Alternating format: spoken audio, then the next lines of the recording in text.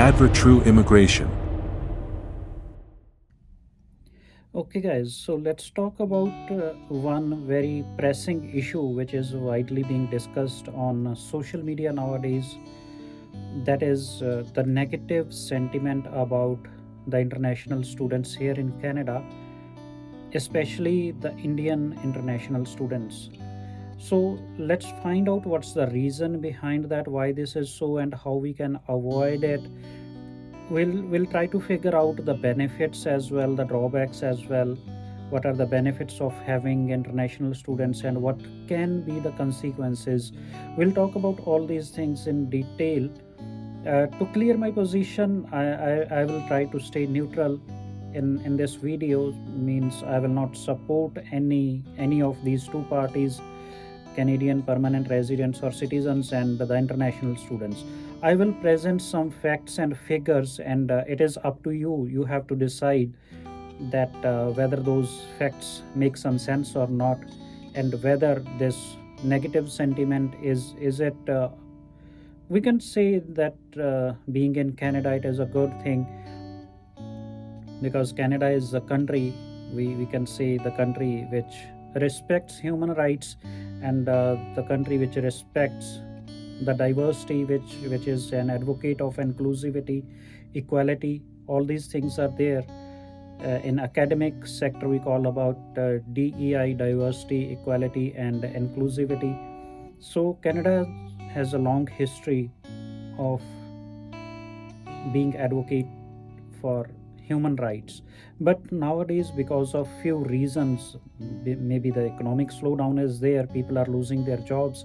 Because of that, there are few issues which are there, which are being discussed or debatable on the social media, especially on Twitter. So we will talk about all these issues, starting from just like on Twitter in a recent months. The one issue that is there, that is about the civility. That civility of Canada is declining because of immigration. That people from other countries, they don't know Canadian culture, they don't know Canadian values. So once they come over here, they don't follow the norms, they don't follow the behavior that has been expected by the Canadians, and which is we can say true to some extent. Civility in Canada that has declined in a recent years, that is a matter of fact. No one can deny that. Maybe whenever you are traveling through the public transit, you can see that. On public places, you can see that.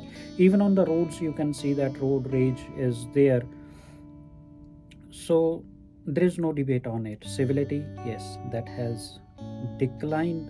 You can see, you might have experienced it. There are different reasons for this. Only international students can't be blamed for this, especially the Indian international students. They can't be blamed. Sole discretion is not on them. There are different factors for it. Second is about the jobs. People, they are blaming Indian international students that they have taken their jobs. So when we study the economic facts and figures here in Canada, that doesn't seem true. So in June 2024, the business closure rate in Canada, that was at peak, that was up to 5%, which is even worse than the COVID time. During lockdown, that was not the scene. When every business, they were closed. Even at that time, the business closure rate was not 5%, but in June 2024, the business closure rate was 5%. It means in every 20 businesses, one business has been closed. That is the reason that we are not getting jobs. That is the reason for unemployment. Only international students, they have taken your jobs. That is not the reality. So we have to think from different perspective. We have to think from that perspective as well. The economy of Canada, that is on the decline. We talk about the recession, we talk about economic slowdown. All those things are there. The job market in itself, that is shrinking. That's why unemployment is there. Only international students are not the main reason behind unemployment. We have to think about it. Secondly, When it comes to the regular jobs or odd jobs we talk about, have you ever seen a number of Canadian permanent residents or Canadian citizens working on these restaurants? Have you ever come across any Canadian citizen or permanent resident who was working on a gas station at the night shift? We hardly come across these things. So who are these people who are working hard on these positions? They are the international students, and most probably, yes, Indian international students. I don't hesitate to say this. Think about the restaurant chains, food chains, global food chains which are there. Who are operating those chains, food chains especially? How many of the times you come across a Canadian permanent resident or citizen working on, let's be specific, on Tim Hortons? They don't do. They apply for employment insurance rather than going for these jobs. So these students, they are working capital for us, for the Canadians. They have contributed a lot in our economy. Talking about the facts and figures about 2023, the financial year of 2023, Indian international students, they have injected $11.7 billion in Canadian economy. $11.7 billion in just 1 year. That has been contributed by Indian international students. Then why they are the target for slowdown, economic slowdown, for the unemployment? No, they are not the reason behind this. Then next thing comes the housing crisis. Is it really because of international students? Their contribution is just 6% when it comes to housing crisis. There are other reasons behind that. The flipping of the properties, some sort of real estate cartels that are operating in big cities, metropolitans. That is the reason. It is not the international students. Their contribution is just 6%. What about other 94%? So rather than focusing on one issue which is easy to tackle, now Canadian government is tackling that one. They have came to this, that we will limit the number of international students or temporary foreign workers. They are on this policy. So will this policy will fix all the issues in Canada or the Canadian economy or Canadian job market? We all know that this is not going to happen. This is not the case. Industrial minister by himself, he said that 99% of Canadian growth by 2032, that will be dependent on immigrants. So how come this, from where this sentiment came, that immigration is the solution of most of Canadian problems, but immigrants are the problem?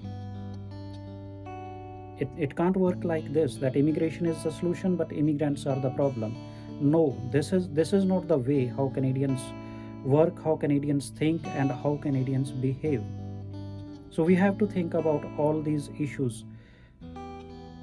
I came across this report related to the research and development initiatives taken by Canadian employers.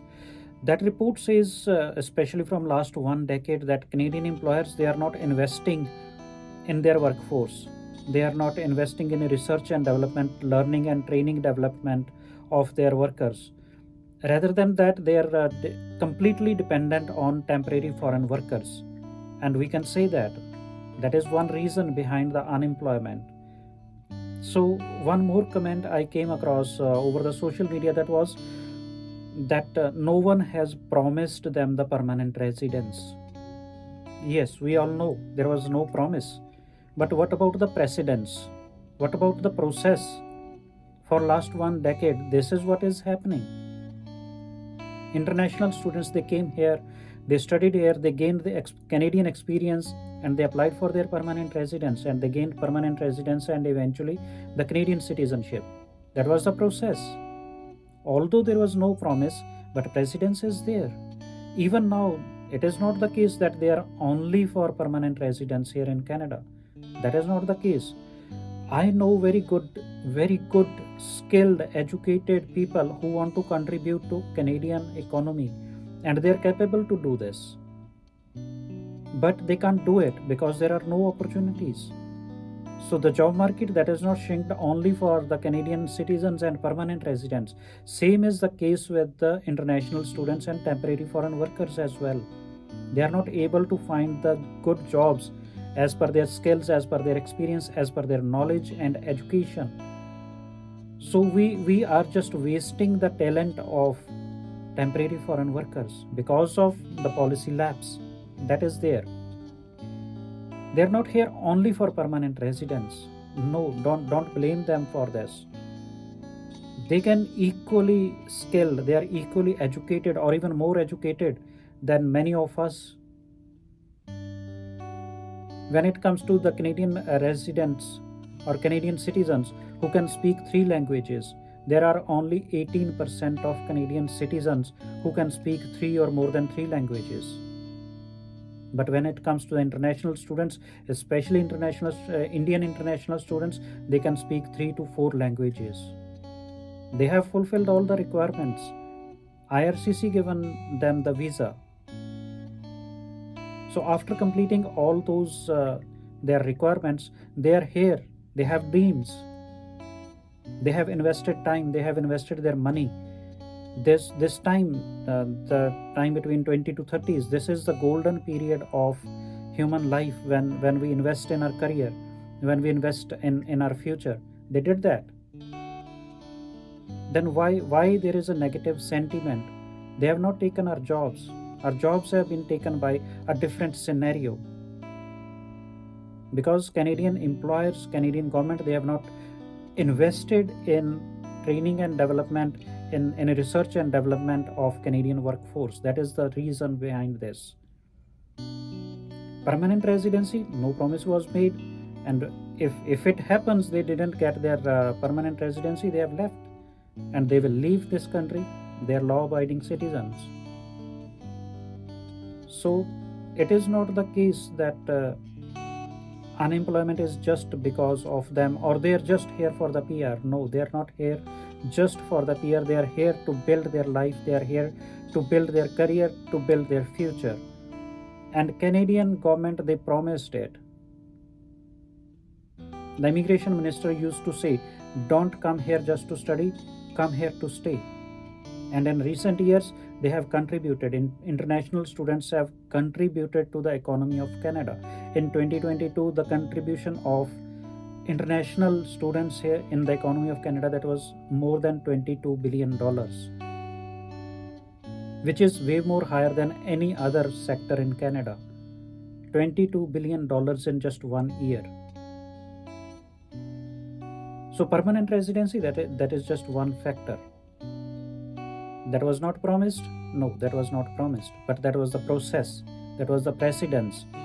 Hundreds of thousands of people, they gained their permanent residence and citizenship through the same process. And when it comes to the backdoor entry, have you ever figured out the number of asylum seekers or refugees in Canada? That is known as the backdoor entry. Government in 2023, government spent $100 million just to deport undocumented people present in Canada. $100 million just to deport them. Why don't we speak about that issue? Although there are positives and negatives of that as well.